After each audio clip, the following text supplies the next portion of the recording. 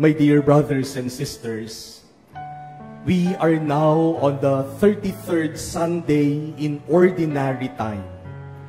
And next Sunday will be the 34th Sunday in Ordinary Time, which is also the solemnity of Christ, the King of the universe. And so next Sunday, it will be Christ the King Sunday. And this solemnity, this celebration, marks the conclusion of the calendar of the Church. And the Sunday after next will already be the first Sunday of Advent. Ibig sabihin po, magsisimula na tayo ng ating 4 na linggong paghahanda para sa Pasko. Napakabilis talaga ng panahon. Pasko na naman. And so in the calendar of the Church, we are nearing the end of the Church's year. Ang simbahan po kasi ay hindi civil year ang sinusunod. January 1 to December 31. Ang kalendaryo ng simbahan ay nagsisimula ng first Sunday of Advent at nagtatapos sa huling linggo ng taon ng simbahan, the solemnity of Christ the King. And as we near the end of the liturgical year, of the year of the Church, our Church invites us to reflect on the end times, yung wakas ng panahon. This is the reason why in our Gospel this Sunday, Jesus talks about what will happen at the end. Jesus said, there will be destruction of the temple. There will be wars, earthquake, famines, plagues. There will be persecution. There will be false prophets pretending to speak in my name. There will be much suffering on earth. And hearing these words of Jesus, it is so easy to feel afraid, anxious, alarmed, and bothered. Hearing these words of Jesus, we might be in panic. Matatakot tayong lahat sa mga sinasabi ni Jesus na darating sa ating mundo. Kasi baka sabihin natin, parang nangyayari na yan. Parang ang daming pagkasira. Malalakas na lindol, sakuna, pag-aaway-away.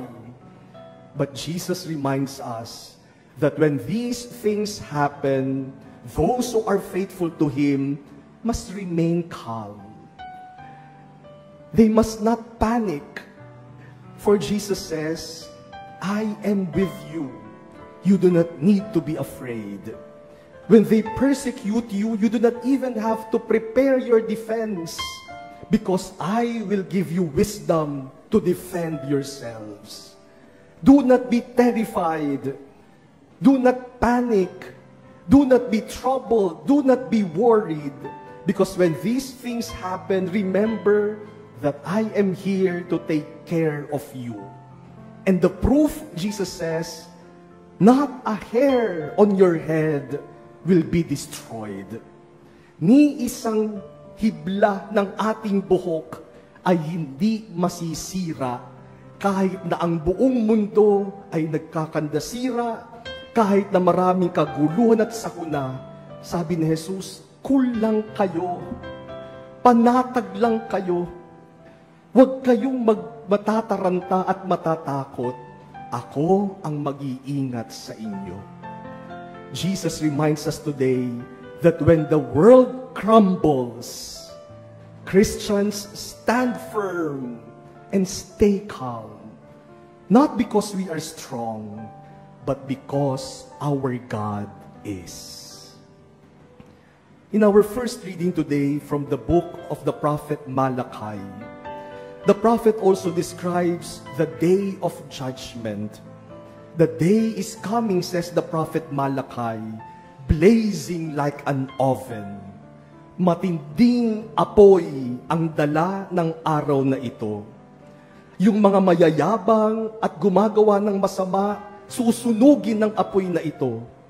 Pero sabi ni Prophet Malachi, yung mga tapat sa Diyos, yung mga gumagawa ng mabuti, wala kayong dapat ikatakot. Cool lang kayo. Dahil ang apoy na to ang siyang magpapagaling at magliligtas sa inyo. My dear brothers and sisters, our times are not free from turmoil and upheaval. We see around us so much destruction. We see wars, natural calamities. We see political crisis left and right. We see our own personal and family struggles. Many of us are distressed. Many of us are worried and anxious. Many of us are distraught. Many of us are troubled because of financial pressures, because of the news that we get, and because of our own personal problems.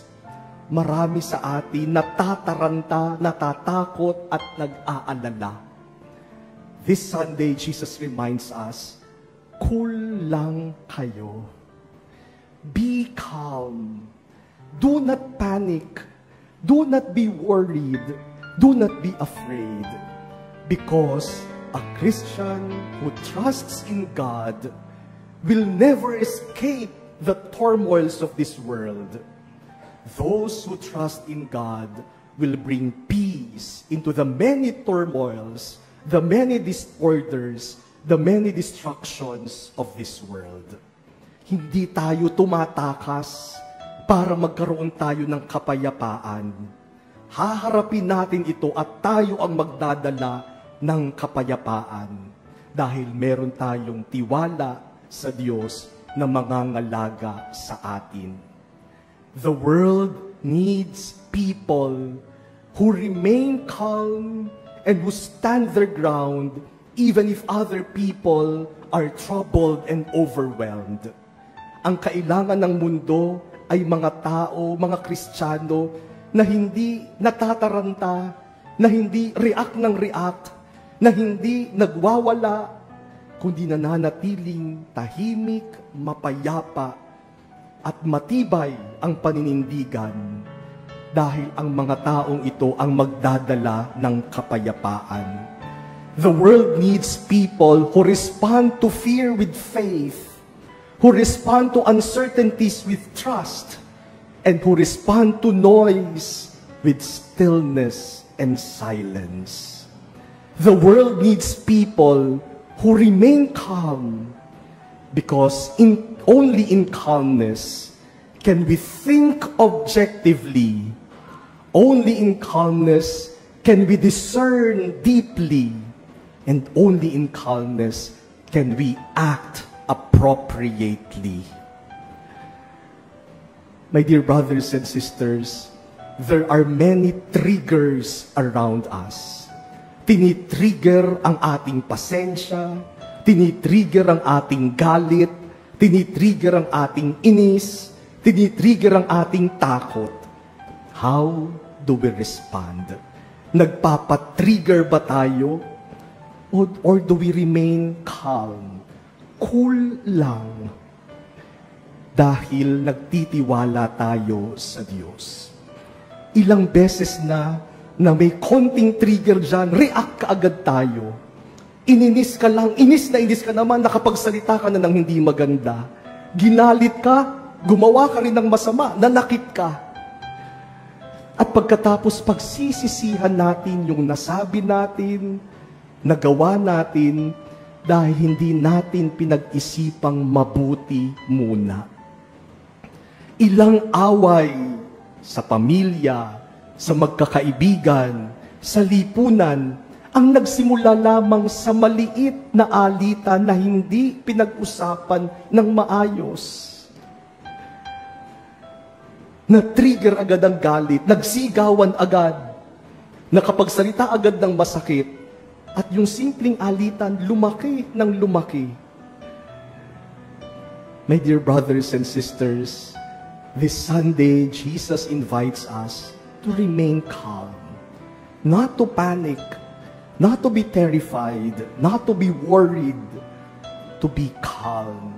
because we trust in the Lord.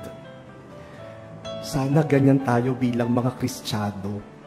Kapag iniinis ka, huwag kang mainis. Maraming taong mang-iinis talaga sa atin. Smile ka lang. At mas maiinis yung nag-iinis sa'yo kapag hindi ka niya mainis. In our second reading today, St. Paul talks to the Thessalonians, and he said, we hear that some of you are conducting themselves in a disorderly way by not keeping busy but minding the business of others. Maganda po sa Tagalog ito kung babasahin nyo sa Tagalog. Sabi niya, nakarating sa amin, sabi ni San Pablo, na meron sa inyo na hindi nagtatrabaho, kundi nakikialam ng buhay ng may buhay. The favorite pastime of many of us, makialam ng buhay ng may buhay. At kapag pinapakialaman yung buhay natin, naiinis tayo, nagagalit tayo, natitrigger tayo, nawawala ang kapayapaan at kahinahunan. Kapag ginagalit ka, huwag kang magalit. Smile ka lang, cool ka lang, at mas magagalit yung nanggagalit sa'yo kasi hindi kanya magalit. Let us remain calm in the midst of all the disasters, in the midst of all the disorders, in the midst of all the confusions of this world. Because that is what a true Christian does in the face of the troubles of this world. We remain calm. We remain objective. We remain discerning. And we act according to what is right and true, and according to the will of the Lord. When everything crumbles, when the world is shaking, when society is frantic, when our own lives seems to be falling apart, let us ask for the grace to be calm. Cool lang. Hindi natataranta, hindi nagre-react agad, hindi nagwawala, cool lang, calm lang. Because that calm comes from the peace and our love and trust in God. May the Blessed Virgin Mary, Our Lady of the Immaculate Conception, Patroness of the Archdiocese of Manila, intercede for us and guide us in our journey towards a more just and peaceful society.